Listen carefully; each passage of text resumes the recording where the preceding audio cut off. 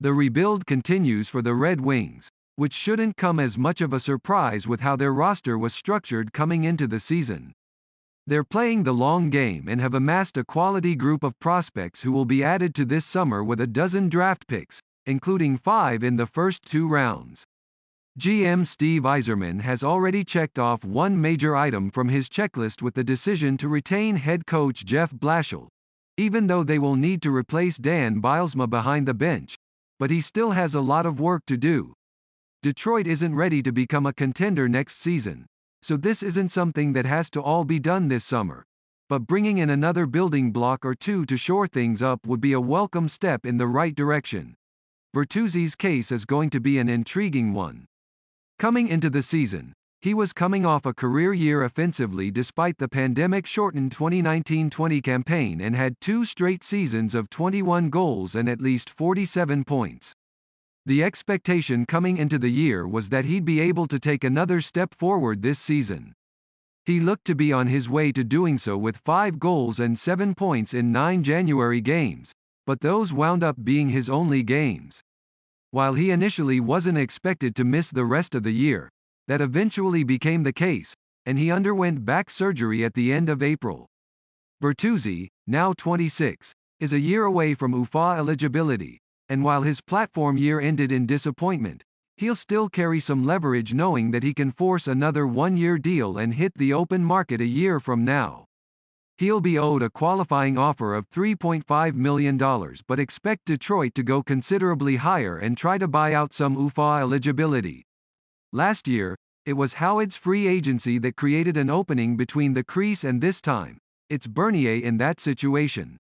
He seemed like a probable candidate to move at the trade deadline, but there wasn't much of a market and he wound up staying put. Now, Yzerman has to decide whether or not he wants to keep Bernier and run with the platoon again or look to try to bring in more of a long-term piece. If the expectation is that they won't be a playoff contender next year, keeping the status quo would make some sense in principle while allowing them the ability to potentially trade a rental a year from now. Greiss will be in the final year of his contract in 21-22.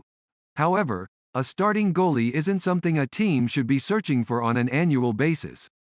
At some point, a more permanent solution needs to be brought in, and it's probably not coming from their prospect pool.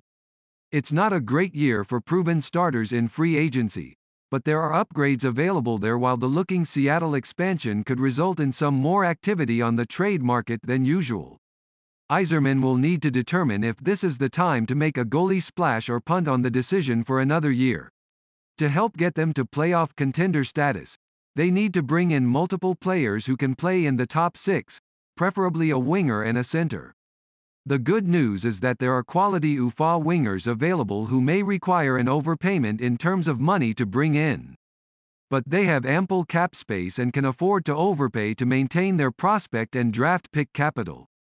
The bad news is that the same can't be said for centers. Filling that void will require some creativity. Last offseason, the Red Wings used their cap space to take on Stahl and add a second-round pick for their troubles. A similar approach could be taken here to both improve their roster as well as keep adding to their stockpile for the future.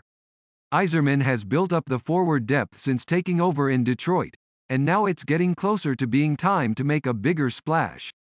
This summer, one that should have a lot of player movement, looks like a good place to start improving on that front.